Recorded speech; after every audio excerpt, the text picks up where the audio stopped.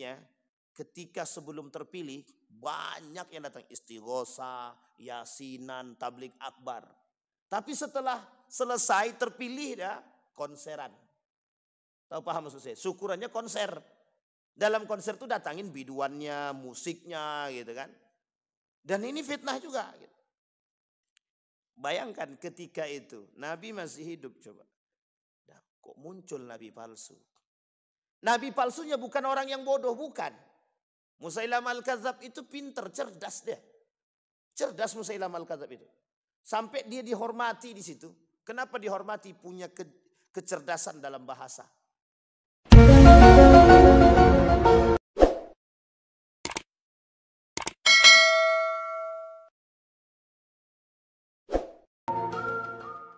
Wa ala alihi wa sahbihi ajma'in. Allahumma salli wa sallim wa barik ala hadha an-nabiyyil karim. Allahumma salli ala Muhammad wa ala ali Muhammad fil alamin innaka Hamidum Majid. Ya ayuhan nas ittaqu rabbakum alladhi khalaqakum min nafsin wahidah wa khalaqa minha zawjaha wa batha minhuma rijalan katsiran wa nisaa'a wattaqullaha alladhi tasaaluna bihi wal arham innallaha kana 'alaikum raqiba. Puji syukur kehadirat Allah dengan mengucapkan alhamdulillahirabbil alamin, bersalawat kepada Nabi dengan mengucapkan Allahumma salli ala Muhammad wa ala ali Muhammad fil alamin innaka Hamidum Majid. Bapak Ibu sekalian yang berbahagia, mudah-mudahan di subuh hari ini Allah limpahkan rahmat dan karunia-Nya kepada kita semua. Allah berkahi, Allah sehatkan, Allah kuatkan kita semua insyaallah. Kita termasuk orang-orang yang husnul khatimah. Amin ya rabbal alamin. Bapak Ibu sekalian yang berbahagia, doa yang terbaik yang kita panjatkan untuk orang-orang tua kita yang telah mendahului kita, Allah tempatkan di tempat terbaik di sisinya. Allah terima amal ibadahnya. Allah kumpulkan bersama orang-orang yang saleh. Dan untuk orang tua kita yang masih hidup, Allah sehatkan, Allah kuatkan, Allah limpahkan rezeki husnul khatimah. Amin ya rabbal alamin. Di subuh hari ini kita lanjutkan kajian kita Bapak Ibu sekalian yang berbahagia. Di dalam subuh ini kita mengangkat kajian kita tentang tashbihul fitan birriyahi wal mauj wal dhulal wa mawaqi'il qatri wal lailil muzlim. Kata para ulama merujuk kepada hadis yang diriwayatkan oleh baginda Nabi Muhammad sallallahu alaihi wasallam. An Idris al-Khawlani qala Hudzaifah ibn al-Yaman radhiyallahu an. Wallahi inni la a'lamun nas bi kulli fitnatin hiya kainatun fima baini wa bainas sa'ah wa ma bi illa an yakuna Rasulullah sallallahu alaihi wasallam qala huwa yuhadditsu majlisan ana fihi 'anil fitan faqala Rasulullah sallallahu alaihi wasallam wa huwa ya'uddu al fitan min hudna thalathun la yakadna yadharna syai'an wa min hudna fitanun kariyahis saif minha sigar wa minha kibar. Qala Hudzaifah fa dhahaba ulaika ar-rahtu kulluhum ghairi. Wa an Kurzi bin Alqamah qala rajul ya Rasulullah hal lil Islam muntaha? Qala ayyuma baitin minal arabi awil ajami aradallahu bihim khaira adkhala alaihimul Islam. Qala thumma ma? Qala thumma taqa fitanun ka'annaha kadzulan. Al-hadis. Hadis selanjutnya an Usamah ibn Zaid an Nabi sallallahu alaihi wasallam ashrafa ala utumin min atamil madinati thumma qala hal tarawna ma ara inni la ara mawaqi'al fitan khilala buyutikum kama waqi'il qatar.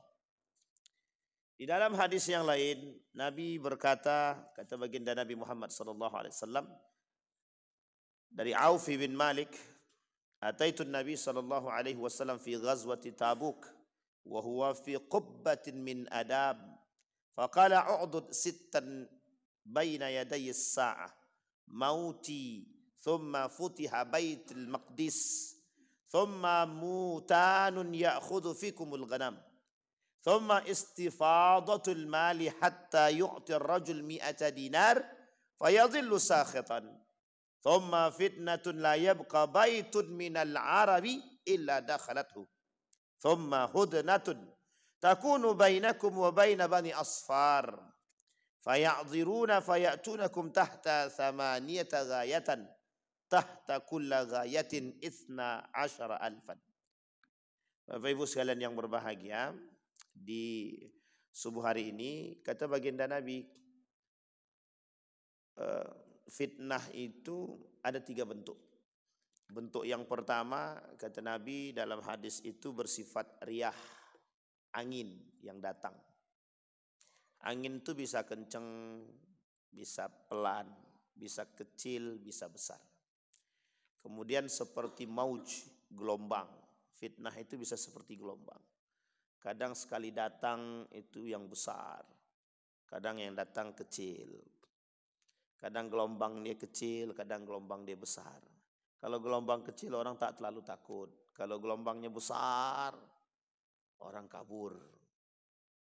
Kadang juga bisa bersifat bagian daripada malam dan siang. Jadi fitnah itu seperti mata uang. Bahkan disebutkan Nabi itu manusia itu an-nasu ma'adinun, seperti 2 sisi mata uang, kiri dan kanan. Bisa baik, bisa buruk, ya itulah fitnah. Kebaikan itu juga fitnah, ujian. Keburukan itu juga fitnah, ujian. Maka kata Nabi dua-duanya itu, dua sisi yang tak bisa dipisahkan. Sehingga dalam riwayat yang lain, badiru bil a'malis salih ka qita'il lail muslim, kata Nabi. Perbanyak melaksanakan amal ibadah yang soleh. Kata Nabi itu bagian, karena belum tentu. Kadang orang di sore hari dia beribadah, malamnya dia maksiat sama Allah. Malam dia ibadah, siangnya jadi kafir dia. Karena Nabi bilang begitu, yusbihur rajul mu'minan wa yumsi kafiran. Pagi dia jadi orang mukmin, malam dia kafir dia. Nah, ini sering kita temukan, banyak nih orang-orang begini. Siang subuh rajin dia, taat ibadah dia, sholat di masjid. Malam datang ke dukun dia. Itu maksudnya tuh. Ini bahasanya begitu memang. Karena ini fitnah nih. Ibtada'an nasu anid-din, kata Nabi. Banyak nanti orang-orang tuh yang membuat bid'ah dalam agama tuh banyak sekali, bukan sedikit. Karena memang fitnahnya itu, gitu. Fitnah akhir zaman tuh itu. Ada orang-orang memperbarui kurikulum agama. Kira-kira baca Quran itu baik apa buruk? Baik apa buruk, Pak? Baca Quran itu baik kan? Tapi kalau baca Quran dalam kamar mandi, paham maksud saya maksudnya ini, Bapak Ibu? Jadi kadang kebaikan itu kalau tidak ditaruh pada tempatnya tak cocok. Nah itu yang kemudian terjadi sekarang, fitnah itu. Jadi kadang-kadang sekarang ini mengatasnamakan agama, tapi tak tahu, tidak pada tempatnya. Gitu. Ngaji itu kan baik, gitu. Kajian itu baik. Gitu. Tapi ketika kajian itu dibarengi dengan hal-hal yang syubhat, itu jadi tak baik. Gitu. Banyak perbuatan-perbuatan yang baik itu, yang tidak ditempatkan pada tempatnya menjadi tak baik. Misal perempuan pakai kerudung mesti baik. Baik sangat perempuan pakai kerudung tuh. Tapi ketika dia pakai kerudung, tapi kemudian dia bersentuhan dengan laki-laki, itu tidak baik. Yang disalahkan kerudungnya atau bersentuhannya? Bersentuhannya. Tapi kan kerudungnya kena gitu. Kok pakai kerudung tapi coel-coel?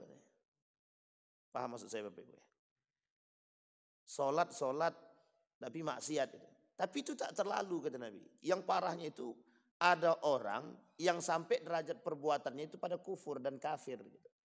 Kafir dan kufur ini sebenarnya berbeda. Kalau kufur itu seperti Allah sebutkan di dalam Al-Quran. La yahbitanna, kata Allah. habis amal ibadah dia. Itu kalau dia kufur. Tapi kalau kafir dia bukan muslim dia. Kafir ini sendiri oleh sebagian ulama-ulama Al-Quran itu membedakan. Kafir itu tidak semuanya yang tidak Islam itu kafir, kata dia. Kita ambil contoh. Kira-kira orang Buddha, orang Hindu kafir tak? Gitu. Dalam kajian kita kafir apa tidak? Kafir ya. Tapi kata para ulama yang disebut dengan kafir itu bukan itu saja. Gitu. Ada pembagiannya sebenarnya. Kafir itu lebih tepatnya digunakan untuk Yahudi dan Nasrani. Kata para ulama kafir itu diperuntukkan Yahudi dan Nasrani. Selain daripada kafir itu ada lagi namanya musyrik. Nah, itulah yang selain daripada kafir dan selain daripada Yahudi dan Nasrani semuanya masuk musyrik. Kata para ulama Al-Quran itu di dalam Al-Quran itu ada kalimat kafir, ada kalimat musyrik. Jauhi oleh kalian orang-orang kafir. Nah, yang kafir di sini itu sandarannya dulu pada masa Nabi kafir Quraisy. Nah, orang kafir Quraisy ini ada dua. Ada yang Yahudi, ada yang Nasrani. Karena waktu itu cuma itu, di Madinah juga begitu. Ketika di Mekah, itu jelas kafir Quraisy-nya itu. Karena memang musuh Nabi itu. Kenapa dikatakan di situ disebutkan kafir Quraisy itu? Karena memang paman-paman Nabi itu. Dan ahlul Quraisy semua kan di situ gitu. Di kafir dia gitu. Memang belum masuk Islam, mendengarkan Islam tapi tak masuk. Gitu. Alasan mereka tak masuk Islam karena gengsi. Bukan karena yang lain. Tidak ada karena yang lain. Abu Jahal, Abu Lahab, Abu Sufyan waktu itu semuanya, termasuk Amr bin As itu. Mereka tidak masuk Islam itu cuman bukan karena tidak mau, gengsi. Nah, jadi tak mau masuk Islam itu karena gengsi. Sebenarnya kalau kita mau tanyakan sekarang sama juga. Kenapa kita katakan gengsi juga? Ya karena sebenarnya Islam menunjukkan kebenaran, tapi yang lain tidak kan gitu. Nah, ini masalahnya. Kalau dalam kajian kita begitu. Sehingga posisi Islam itu pada masa itu memang musuhnya tidak jauh. Musuhnya memang orang kafir Quraisy. Kafir Quraisy itu dari kabilahnya baginda Nabi juga kan. Orang Quraisy juga gitu. Sehingga kata Allah yang tidak mau masuk Islam, kafir dia. Kenapa kafir? Dia menutupi kebenarannya. Dia tutupi diri dia dari kebenaran.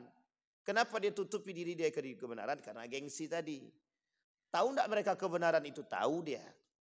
Sekarang saya tanya, ada tidak orang-orang begitu? Tahu dia kebenaran tapi mereka tidak mau terima? Nah, begitu juga. Maka sebenarnya bisa kita bilang kafir Pak Ustadz. Bisa jadi. Ada orang muslim tapi tak mau menolak kebenaran itu berarti kafir juga dia sebenarnya gitu. Menutupi diri daripada kebenaran. Berarti banyak orang kafir sekarang Ustaz. Ya, banyak memang. Bukan kafir secara keyakinan tapi perilaku dia kafir banyak gitu. Makanya kita bilang pagi dia kok ibadah, malam kok dia maksiat sama Allah. Kok bisa jadi kafir? Ya karena tergantung kekuatan iman tuh sampai mana, dari pagi sampai malam. Nggak sampai ada doa begini, ya Allah kata Nabi dalam hadisnya itu. Dia bertaubat dia di pagi hari agar dosa yang malam itu dihapus. Dia bertobat di malam hari agar dosa yang pagi ini dihapus. Nah, itu dia kaitan lawan daripada yang tadi. Yumsi kafiran wa yumsi yusbih mu'minan wa yumsi kafiran. Atau sebaliknya. Yusbih kafiran wa yumsi mu'minan. Lawannya ada orang yang berdoa di malam hari untuk dosa-dosa dia di pagi hari. Dan ada orang yang berdoa bertobat dia di pagi hari untuk dosa dia di malam hari. Itu kenapa alasannya kita diperintahkan untuk terus-terus bertobat. Kata Nabi perbanyak taubat itu.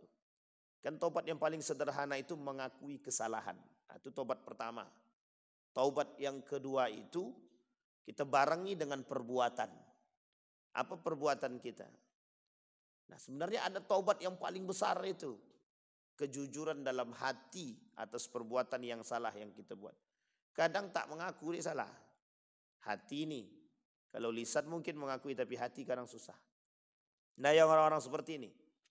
Nabi kita. Nah jadi bentuk-bentuk daripada fitnah itu begitu. Ada 3 bentuk tadi. Ada yang sifatnya angin. Kadang angin tuh sekali datang kuat, seger. Pas lagi panas, tiba-tiba datang, duduk di depan. Angin datang kenceng tuh. Senang kita. Bisa jadi ujian, bisa jadi. Bisa jadi cobaan yang besar, bisa jadi. Tapi kalau yang datang angin topan, saya kira tak ada yang nunggu di depan itu. Kabur semua. Sama, ketika ujian yang datang itu kecil, masih bisa kami tampung. Tapi sekali ujian itu datang yang besar, kadang-kadang kita mohon maaf, bisa sampai keluar daripada Islam kita. Ini bahayanya di situ. Ketika ujian persoalan anak tidak naik sekolah, atau anak susah cari sekolah, atau mungkin anak tidak bisa masuk ke tempat universitas. Ya mungkin ujiannya masih bisa kita tampung, masih ada di sekolah yang lain nak. Gitu. Tapi tiba-tiba datang angin dari atas lebih kencang. Gitu.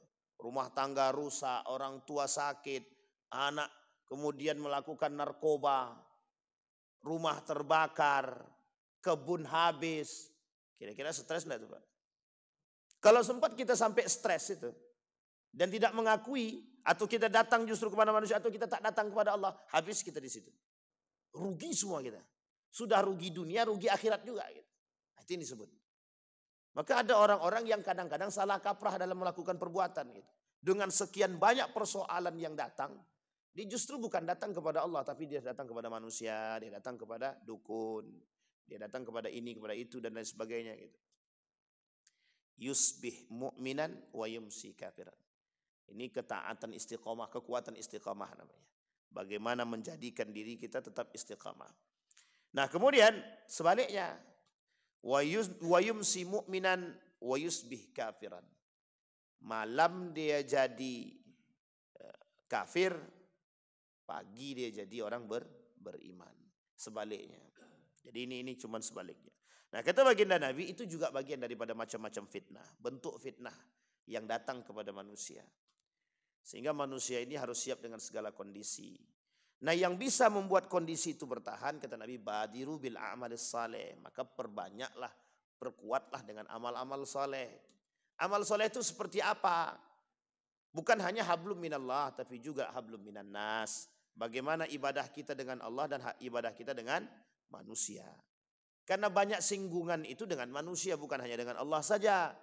Dengan Allah banyak, dengan manusia juga banyak sekali singgungan kita.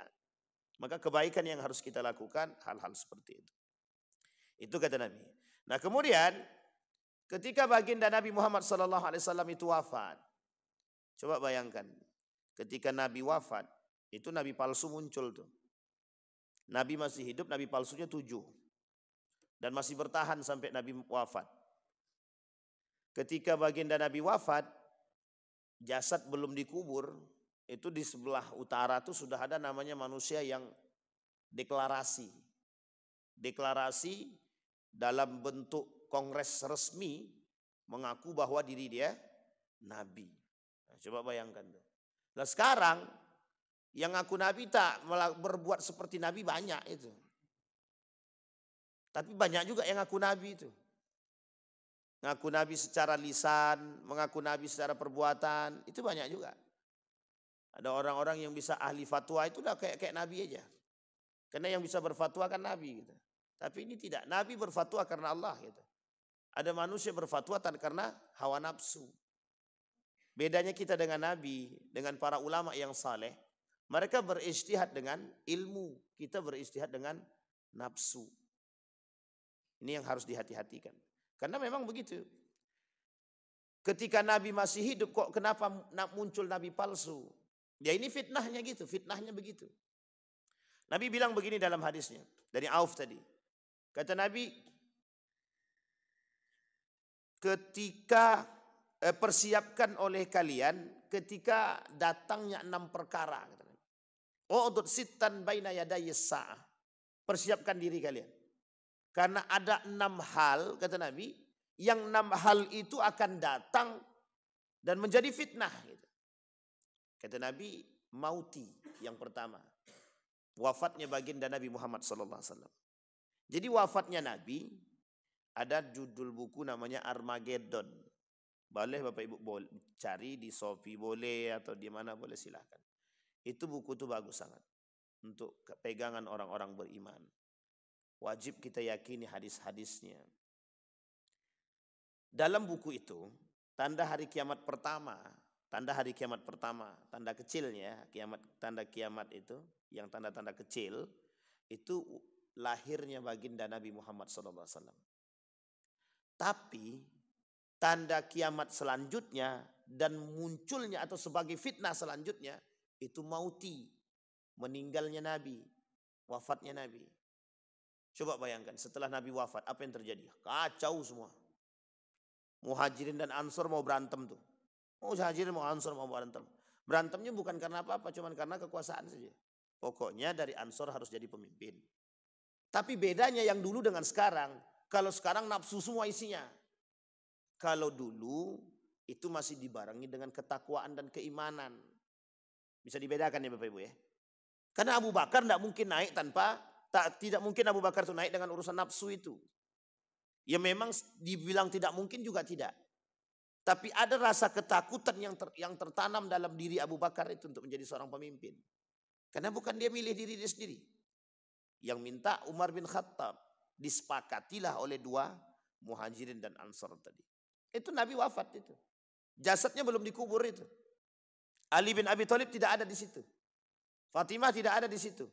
Abbas tidak ada di situ. Yang ada di situ Muhajirin dan Ansar di Sakifah Bani Sa'idah. Itu fitnah Pak. Ujian itu. Itu fitnah banget itu.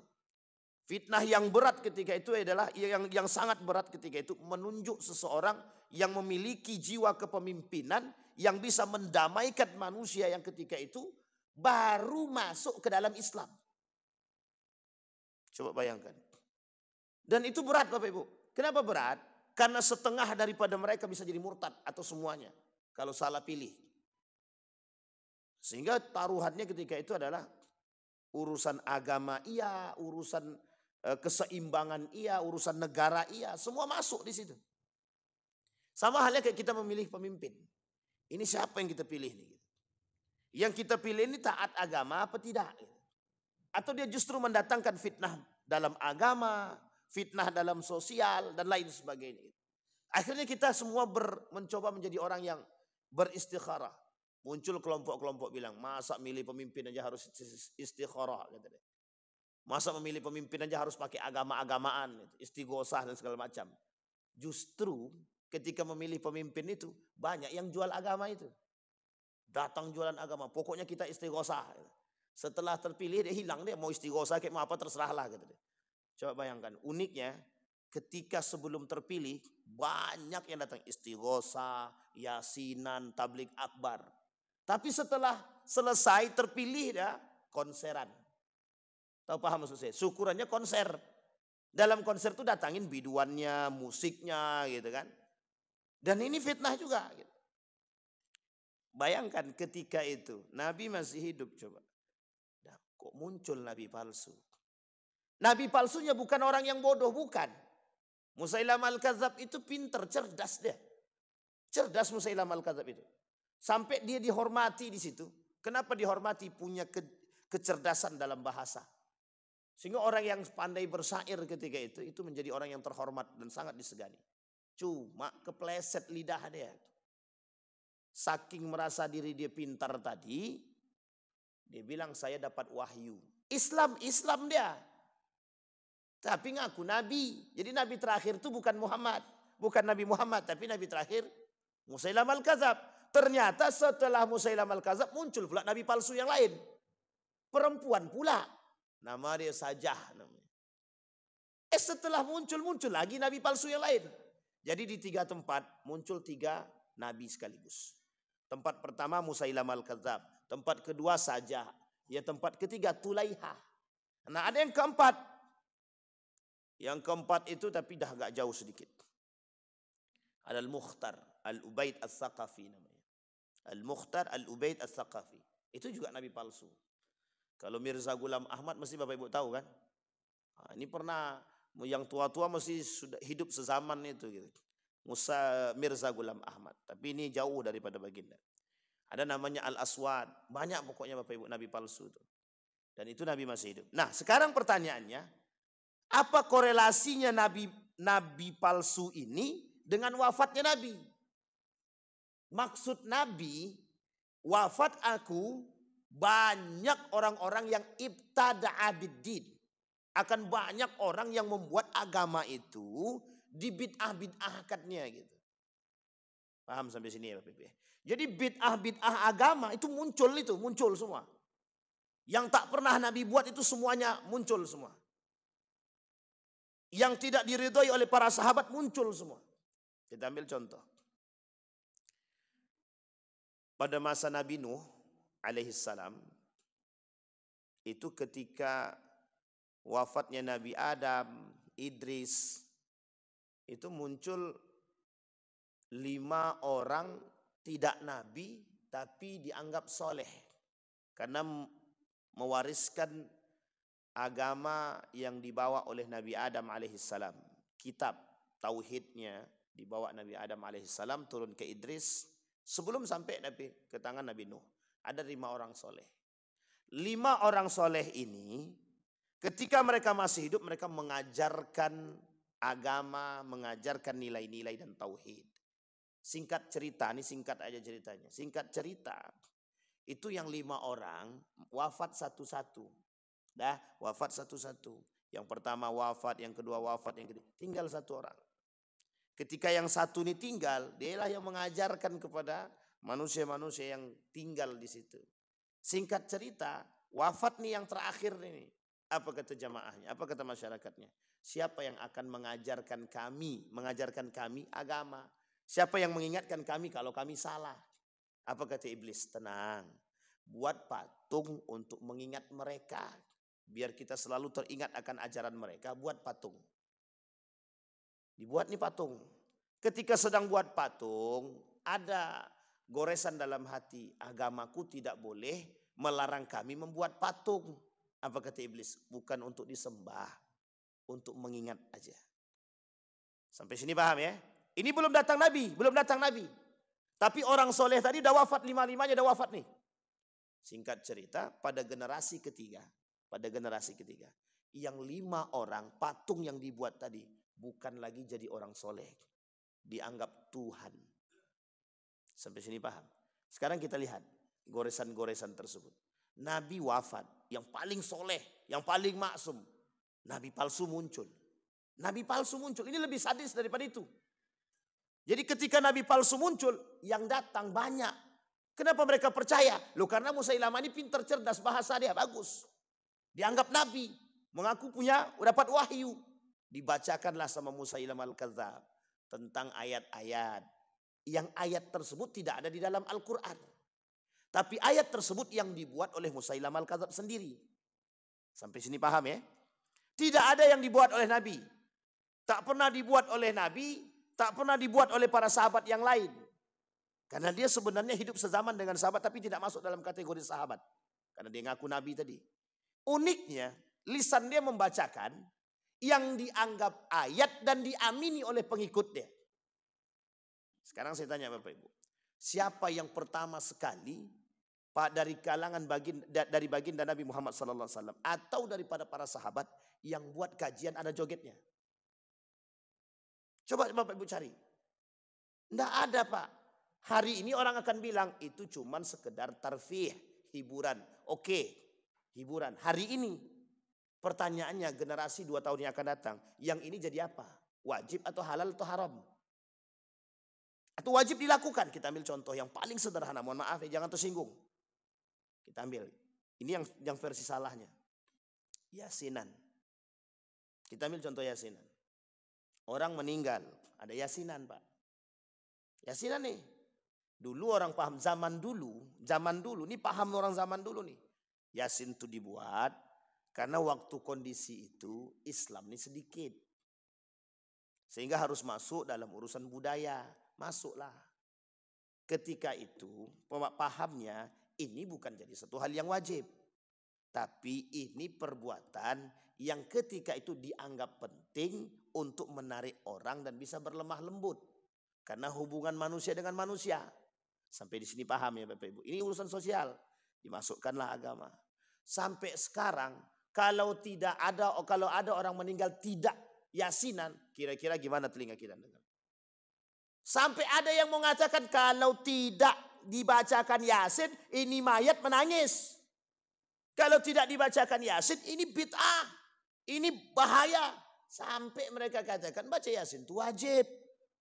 Nah, sekarang pertanyaan saya, Kapan, berapa generasi, berapa abad? Dari dulu, dari zaman Wali Songo sampai sekarang, berapa jaraknya? Kita anggap itu 1700. Dari 1700 sekarang sudah 2000 lebih. Berapa tahun? Berubah makna.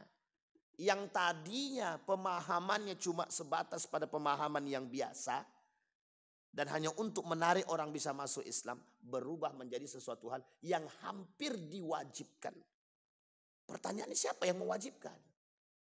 Kalau dia cuma melakukan perbuatan tersebut atas nama mengaji, membaca Al-Quran, tak ada larang, Pak. Tak ada larangan. Sampai sini paham? Sehingga perlu diluruskan. Nah, itu yang terjadi. Nabi wafat, nabi palsu muncul. Uniknya yang percaya banyak. Nabi sudah bilang akhirul anbiya. Nabi terakhir, berarti tak ada lagi nabi yang lain.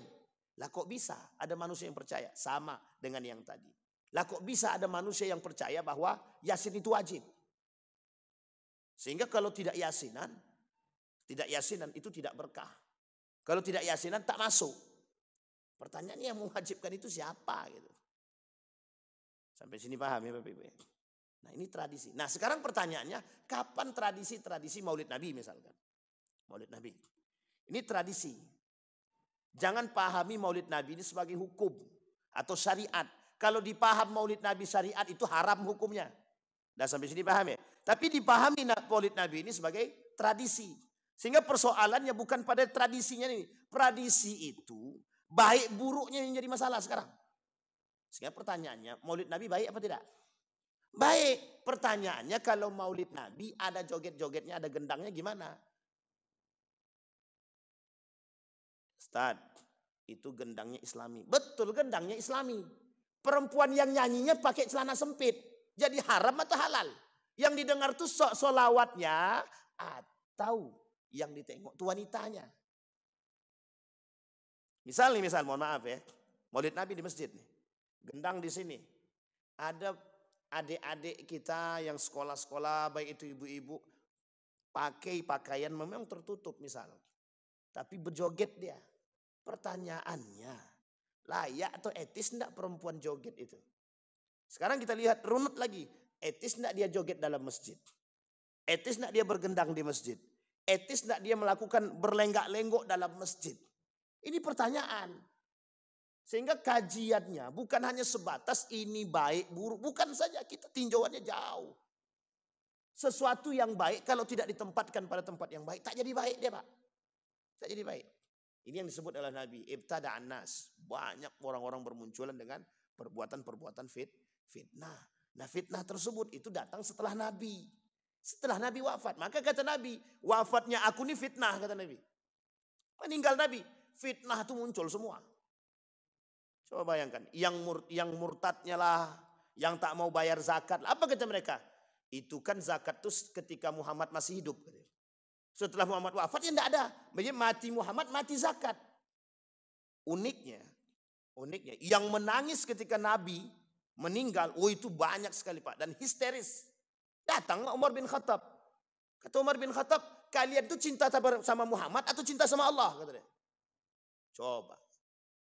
Sekarang kan begitu. Kita mohon maaf. Boleh saja kita mau memuliakan ulama, boleh. Tapi kalau sudah tatar sampai pada hal yang sangat dilarang oleh agama itu tidak bisa Pak. Ambil air, masukkan kaki dia ke situ, basuh kaki dia, minum airnya. Itu bukan lagi bid'ah Pak, dolah, menyesatkan itu sudah. Sampai di sini paham ya Bapak. Wafatnya Nabi. Kenapa jadi fitnah? Tempat bertanya tak ada lagi. Masih mending sahabat masih hidup. Sampai Umar bin Khattab berani bilang begitu. Kalian cinta kepada Allah, kalian beriman kepada Allah atau kepada Muhammad? Kalau kepada Muhammad habis, wafat, meninggal. Dan tidak akan Pak. Tak akan ada lagi. Jadi kalau Nabi Muhammad, maka sama. Ketika kita pahamnya zakat itu adalah Muhammad, bawaan Muhammad, maka meninggal Muhammad, meninggallah, habislah zakat. Tapi ternyata bukan. Zakat itu syariat yang Allah turunkan. Allah yang turunkan. Iman kita kepada Allah bukan kepada Nabi Muhammad. Maka persoalannya, kata Nabi 1400 tahun yang lalu. mauti. Fitnahnya itu meninggalnya baginda Nabi Muhammad sallallahu alaihi wasallam. Dan berat bagi para sahabat. Sekarang kita lihat, kita ambil satu contoh. Sahabat itu kita ambil saja. Sahabat itu ratusan, Pak. Tapi ada, kita anggap aja 60 orang saja. Kalau ratusan terlalu banyak, kita hitunglah 60. Sahabat itu ada 60 orang. Kalau di antara sahabat yang 60 orang ini, kira-kira apakah semua sahabat ini sholat subuhnya berjamaah dengan Nabi setiap waktu? Nah, sampai di sini paham ya Bapak Ibu ya? Apakah sahabat Nabi ini sholat bersama Nabi, sholat subuh, sholat zuhur, sholat asar, sholat isya, sholat maghrib, sholat isya berjamaah dengan Nabi setiap waktu? Saya sangat yakin belum tentu. Sampai sini paham ya? Belum tentu. Kenapa saya katakan belum tentu? Karena ada sahabat yang berdagang, ada sahabat yang keluar kota, ada yang sahabat berdagangnya keluar, ada yang sahabat mungkin agak jauh jaraknya daripada baginda Nabi Muhammad SAW. Sampai sini paham ya? Pertanyaannya adalah, mungkin tidak terjadi perbedaan dari 60 sahabat ini ketika melihat Nabi? Mungkin atau tidak? Pertanyaannya bisa kita salahkan.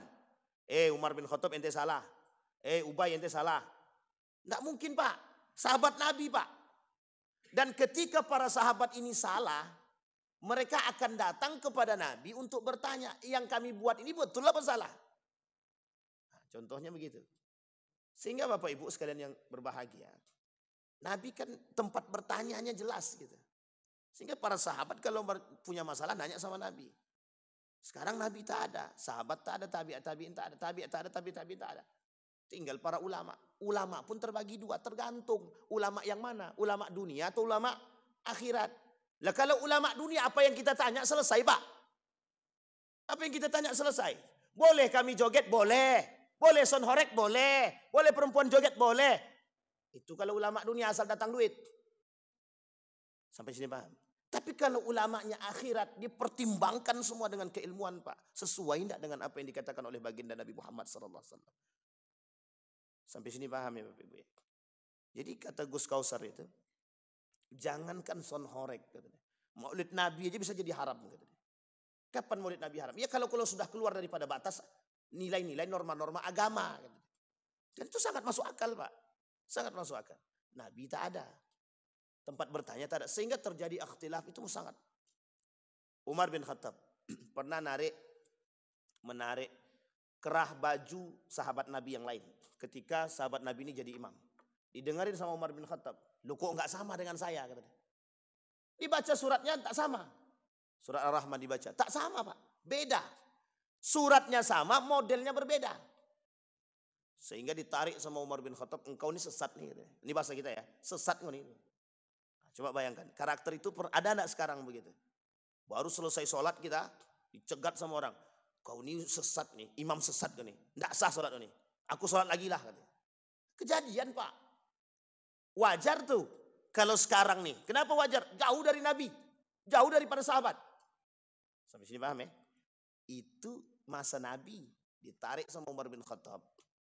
Dibawa ke Nabi. Kata Nabi. Akra'uka hakadha wa akra'uhu hakadha. Aku bacakan kepada dia dengan model begini. Aku bacakan kepada engkau model begini. Ini alasan. Kenapa Allah sebut. Nabi bilang. Al-Quran itu turun dalam 7 huruf. Al-Quran turun dalam 7 huruf. 7 huruf itu apa? 7 dialektika bahasa Arab. Bahasa Arab di antara 7 ini. Di antara 7 ini yang paling tinggi bahasa Arab Quraisy. Kafir Quraisy. Bukan kafir Quraisy. Bahasa Arabnya orang Quraisy. Itu paling tinggi, dialektika paling baik dalam bahasa Arab. Sehingga diambillah dialektika Quraisy ini yang dimasukkan ke dalam Al-Quran. Yang digunakan oleh Allah. Bahasa paling baik. Tapi tidak menutup kemungkinan ada beberapa bahasa Arab makna-makna tertentu yang Allah masukkan ke dalam Al-Quran yang tidak ada dalam pernah kita dengar secara lumrah. Ya. Sampai sini paham ya? Itu aja terjadi ikhtilaf. Apalagi sekarang yang jauh dari Nabi. Sangat mungkin kata Nabi mauti fitnah. Meninggalnya Nabi fitnah. Maka fitnah yang nampak itu sebenarnya ketika Nabi wafat adalah ibtada'an nasu 'anid din. Banyaknya manusia melakukan urusan-urusan yang baru dalam soal agama yang tidak Nabi buat. dan mengarahkan kepada kesesatan. Sehingga Nabi gandeng dengan hadis yang lain, kata Nabi, ada ulama, ada dai, ada orang yang paham agama, ada orang alim dengan keilmuannya, du'atun ila abwabi jahannam, kata Nabi. Yang ngajak ke neraka jahannam. Bukan ngajak ke surga, tapi ngajak ke neraka jahannam. Contoh, mulai muncul Musailamah al-Kadzab. Musailamah al-Kadzab mengaku nabi. Kira-kira ngajak ke surga atau neraka itu? Jelas nerakanya, Pak. Menikah Musailamah al-Kadzab dengan seorang perempuan yang juga mengaku nabi. Namanya Sajah. Sajah itu mengaku nabi perempuan. Menikah nih, diakui oleh Sajah kenabian Musailamah al-Kadzab. Diperangi oleh Abu Bakar. Meninggal dia, masuk Islam Sajah tadi. Taubat maksudnya. Bertaubat Sajahnya tadi. Jadi wanita muslimah. Muncul pula namanya Tulaiha. Tulaiha mengaku nabi. Diperangi oleh Khalid bin Walid 3 kali dalam perperangan. Perang pertama kalah, lari tunggang langgang. Balik lagi, ngaku nabi lagi dia. Diperangi lagi, lari tunggang langgang. Balik lagi, sampai 3 kali. Yang ketiga kali, nak lari tak sanggup, sudah terkepung, akhirnya bertaubat. Sampai akhir hayatnya dia meninggal dalam keadaan berperang, dalam keadaan Islam yang baik. Sampai sini paham? Jadi itu kondisi manusia sekarang kan. Murtad, mukmin, murtad, mukmin, murtad, mukmin. Tapi kalau sudah keterlaluan begitu itu tak baik. Kalau sudah murtad itu udah lain. Tapi kalau cuma sesat, itu banyak. Maka disebut Nabi, kadang iman, kadang sesat. Kadang iman, kadang maksiat. Kadang iman, kadang kafir. Dan itu tergantung, Pak. Nah, perbuatan-perbuatan kita yang seperti ini, itu bisa mempengaruhi amal kita. Mempengaruhi amal.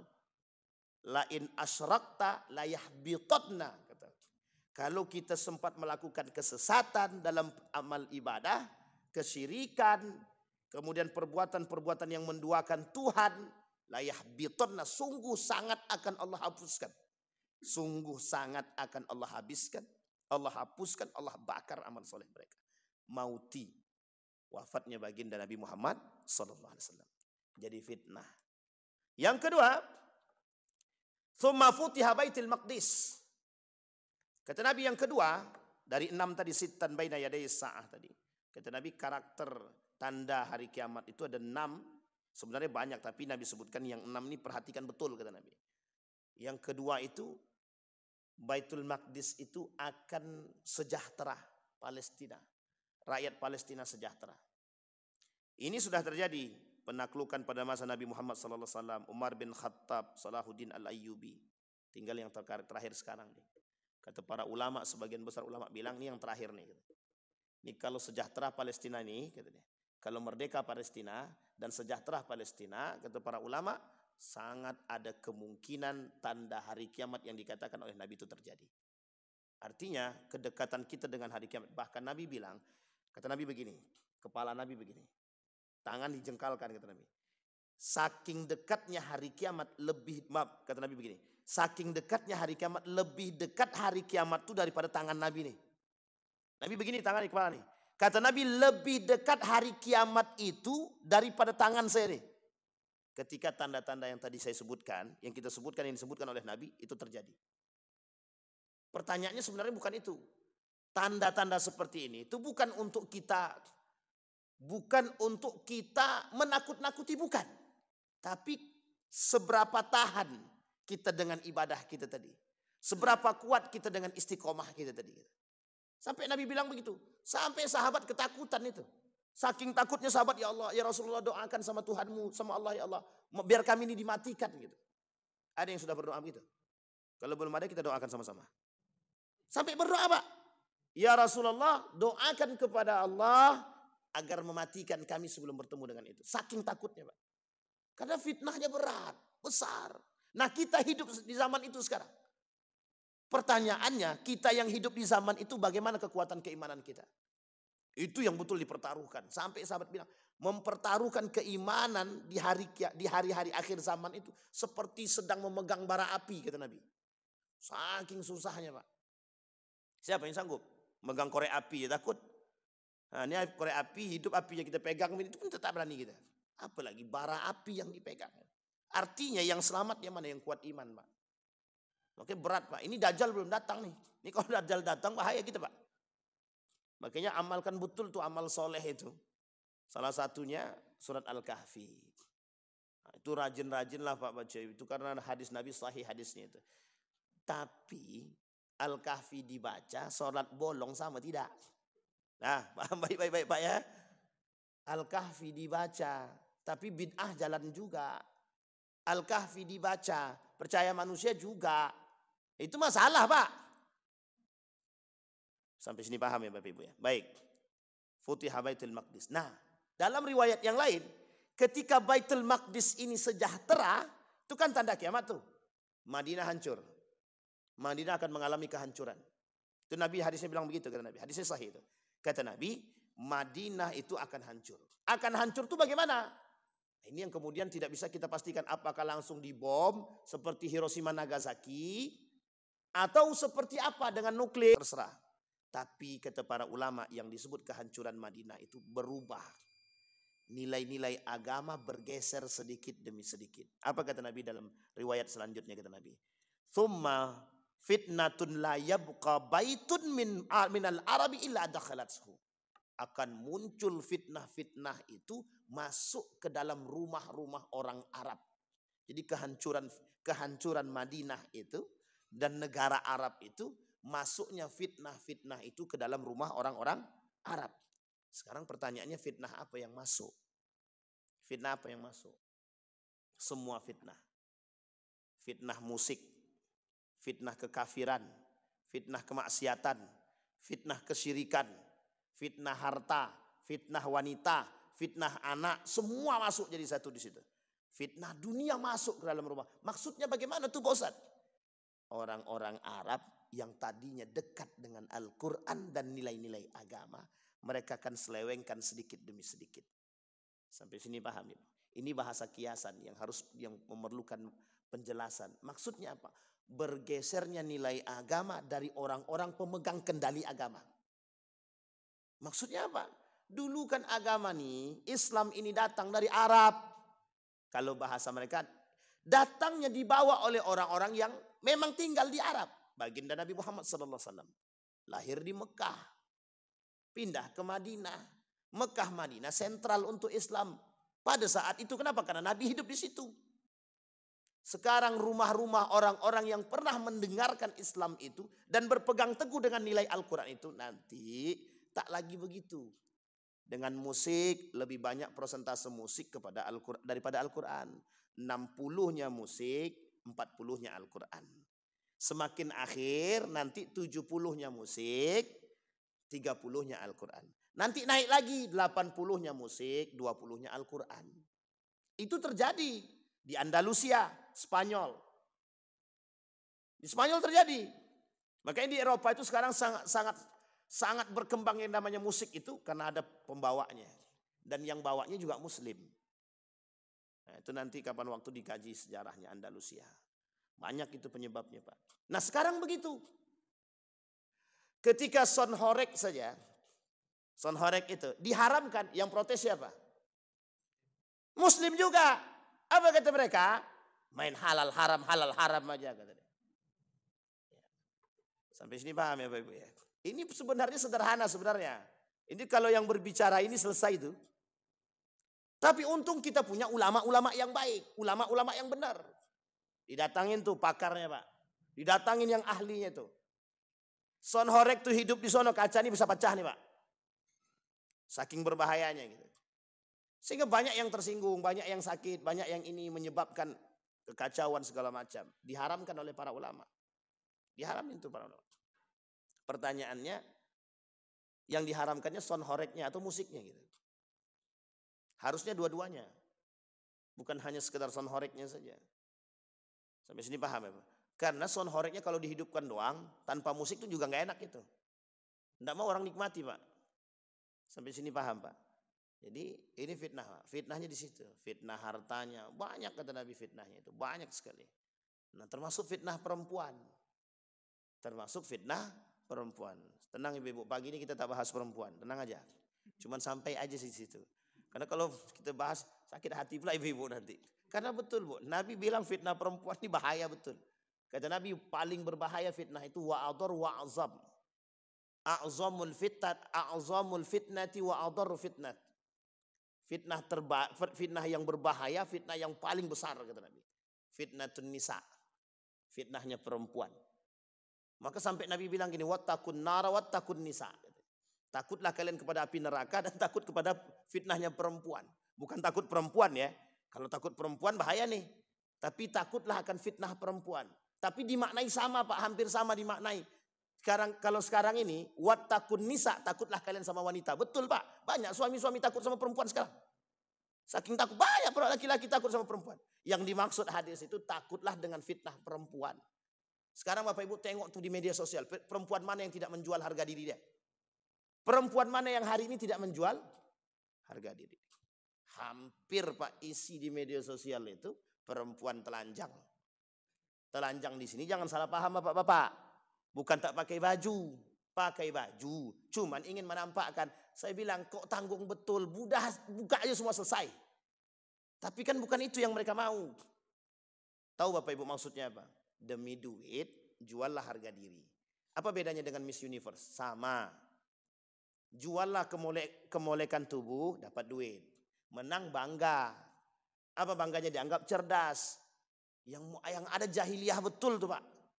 Jadi kalau anggap dia cerdas, ada orang yang mengatakan Miss Universe itu cerdas-cerdas. Itu mohon maaf. Sudah keblinger tuh Pak. Sampai sini paham ya Bapak Ibu ya. Nah, ini fitnahnya Bapak Ibu. Mauti futiha Baitul Maqdis. Kata Nabi, Baitul Maqdis itu kelak akan sejahtera. Nah, gaya-gaya itu, karakter-karakter itu, tanda-tanda itu sudah mulai nampak. Akan sejahteranya Baitul Maqdis. Kita lihat perperangannya sekarang. Sekarang Israel menyerangnya tidak hanya Gaza, tapi juga Iran. Sekarang mulai Suriah. Dempetin itu satu-satu. Karena memang tujuannya kan penguasaan dunia, gitu, termasuk Mesir. Karena negara Yahudi itu dalam lambang bendera itu tidak boleh Bapak Ibu tutup mata. Kita harus tengok juga maknanya itu. Karena di bendera itu jelas. Di bendera itu. Jadi harapan mereka itu sampai Mesir itu jelas. Sampai Mesir itu. Jadi harus dikuasai. Dua sungai yang besar itu harus mereka kuasai. Nah semenanjung sungai itulah negara-negara yang terikat. Termasuk Syam dan akhirnya di Mesir itu harus mereka kuasai. Dan terbangun yang disebut dengan Yahudi State. Negara Yahudi. Nah sampai di situ dan mereka sudah menguasai itu yang mereka inginkan sekarang. Suriah geserin dulu, Libanon habisin dulu, pokoknya semua dihabisin. Yordania giliran tunggu, dia ngantri nih, antri perperangan maksudnya. Antri perang nih Pak. Pertanyaannya di mana orang-orang Sunni kan gitu. Sehingga pertanyaan sekarang muncul itu, Syiah berperang dengan Israel berani dia. Sekarang orang Sunni mana? Orang Sunni nggak bisa ngapa-ngapain. Nah kita terlepas daripada persoalan Sunni Syiah ketika itu. Persoalan kita sekarang bagaimana pernyataan Nabi ini terbukti atau tidak. Dan pernyataan Nabi ini pasti terbukti Pak. Pasti. Sejahteranya Palestina ini pasti. Persoalannya kapan, ini yang sedang ditunggu. Dan ketakutan orang bukan pada kemenangan Palestinanya Pak. Ketakutan orang beriman bukan persoalan Palestina menangnya. Ketakutan orang beriman kalau Palestina menang berarti tanda kiamatnya jelas. Sampai sini paham Bapak Ibu? Nah, ini yang menjadi persoalan. Pertanyaannya sudah sekuat mana imanmu gitu. Nah ketika nanti Palestina ini sejahtera oleh panji-panji hitam. Ada yang bilang. Kemudian banyak nih pejuang-pejuang mulai dikorek-korek semua Pak. Nah, jadi makanya kita berbicara persoalan hal-hal tersebut tuh persoalan yang sangat-sangat mendalam Pak. Kata Nabi, hidup Nabi buat tuh semangat jihadnya jelas. Karena perang waktu itu kan, penaklukan kota Mekah, Nabi pindah, ada perang Badar, perang Uhud dan lain sebagainya, perperangan. Itu jihad semua Pak. Sekarang jihad tuh hilang. Kita cuma menonton begini aja. Jihad tuh hilang. Dan itu salah satu tanda kiamat juga. Salah satu fitnahnya juga begitu. Hilangnya semangat jihad dalam tubuh orang beriman. Tapi nanti muncul. Nanti kembali lagi Pak. Nanti kembali lagi. Ada masanya. Maka kita tunggu. Nah sekarang pertanyaannya dalam masa penantian itu sekuat apa? Kita bersama orang yang solehkah atau bersama kelompok yang mayoritas? Kelak Islam menjadi minoritas. Minoritas di sini bukan muslimnya. Tapi mukminnya yang betul-betul menjaga imannya. Kalau muslimnya banyak Pak. Tapi minoritasnya yang mukminnya. yang berani bertahan dengan keimanannya. Karena banyak muslim yang terpedaya dengan ini. Kapan waktu kita bahas itu Pak, loyalitas itu. Namanya al-wala wal bara. Sekarang udah muncul tuh pemahaman tentang itu sekarang, diangkat lagi. Al-wala wal bara, loyalitas kita kepada siapa? Kafir kah? Muslim kah? Mukmin kah? Atau munafik kah? Nah, ini poin penting yang ingin kita angkat. Kemudian yang ketiga, yang terakhir. Kata Nabi, dia ada 6, tapi kita anggap yang terakhir saja. Tsumma mutanun ya'khudhu fikumul ghanam. Ada wabah yang kelak wabah itu kata Nabi akan memakan binatang-binatang ternak kalian. Sebenarnya wabah ini sudah sering terjadi. Hampir setiap 100 tahun itu biasanya ada muncul wabah dalam prediksi ya. Tapi mudah-mudahan salah gitu. Ada dulu taun. Pada masa sahabat ada namanya penyakit yang disebut dengan taun. Ada kemudian dulu ada flu burung, ada penyakit sebelumnya yang hanya disembuhkan pada masa Nabi. Ada Abdurrahman ibn Auf yang negara tetangga mengalami wabah yang sangat mematikan, obatnya cuma kurma busuk. Kemudian ada taun, kata Nabi, kalau kalian terserang penyakit ini jangan keluar daripada tempat tersebut dan jangan mendekat bagi mereka yang di luar, jangan mendekat. Dan ini semua ciri-cirinya sudah disampaikan dan itu mematikan. Flu burung, orang takut dulu flu burung sampai binatang-binatang aja mati gitu. Nah, datang tuh 2000 kemarin itu 2020, datang juga wabah itu. Wallahu alam itu buatan atau bagaimana kita tidak tahu, tapi yang jelas dianggap sebagai satu hal yang sangat menakutkan di dunia ini. Namanya COVID-19. Tidak tahu apakah ada COVID-20, 30, kita nggak tahu. Tapi yang jelas COVID-19 kita anggap sudah berlalu. Kita anggap setelah berlalu. Tapi mungkin agenda-agenda yang lain daripada pemusnahan manusia itu menggunakan dengan cara-cara yang lain. Entah itu vaksin apalagi kita nggak tahu. Artinya wabah itu kata Nabi itu akan datang. Akan datang wabah-wabah yang mematikan. Bahkan bukan manusia saja yang dimaksud oleh Nabi mematikan itu. Termasuklah binatang-binatang ternak kalian, kata baginda Nabi. Nah, yang seperti ini kita harus menjaga diri kita. Kelak daripada perbuatan-perbuatan seperti ini banyak orang akan keluar daripada agama mereka hanya karena ketakutan urusan dunia. Banyak orang akan keluar dari agama mereka hanya karena persoalan dunia. Kita ambil contoh COVID. Berapa banyak yang bertahan dengan keimanan atau justru keluar daripada keyakinan. Sampai sini paham ya? Pada masa COVID itu nampak betul mana yang kokoh dengan keimanan, mana yang goyang. Mana yang betul-betul yakin dengan Allah dan mana yang tidak. Itu nampak Pak. Sampai sholatnya ujung 1 meter semua kan. 1 meter sholatnya 1 meter semua sholatnya kan. Ini persoalan Pak. Nah, pertanyaannya di pasar mapet semua Pak. Di masjid jarang-jarang, di pasar rapat semua. Nah, coba bayangkan. Di mall makin ramai rupanya gitu. Jadi mall buka masjid tutup. Kadang-kadang nggak nyambung kita Pak. Sampai di sini mana yang menguntungkan berarti buka, mana yang merugikan tutup. Na'udzubillahi tsumma na'udzubillah. Kita berdoa kepada Allah semoga apa yang kita sampaikan di subuh hari ini menambah keimanan kita dan menambah ketaatan kita dalam menjaga diri kita dan keluarga kita agar selamat dari bahaya, agar selamat daripada fitnah. A'udzubillahi minasyaitonirrajim. Bismillahirrahmanirrahim. Alhamdulillahirabbil alamin. Hamdas syakirin, hamdan na'imin, hamdan yuwafi ni'amahu wa yukafi'u mazidah. Ya Rabbana lakal hamdu kama yanbaghi li jalali wajhikal karim wa azim sultanik. Allahumma salli ala Muhammad wa ala ali Muhammad. Allahumma a'inna ala dhikrika wa syukrika wa husna ibadatik. Allahumma akhtimna bis salihin. Rabbana hab lana min azwajina wa dhurriyyatina qurrata a'yun waj'alna lil muttaqina imama. Allahumma ij'alna minas su'ada'il maqbulin wa la taj'alna minal ashqiya'il mardudin. Allahumma akhtimna bis salihin. Allahumma akhtimna bis salihin. Rabbana atina fid dunya hasanah wa fil akhirati hasanah wa qina azaban nar. Walhamdulillahi rabbil alamin. Assalamualaikum warahmatullahi wabarakatuh.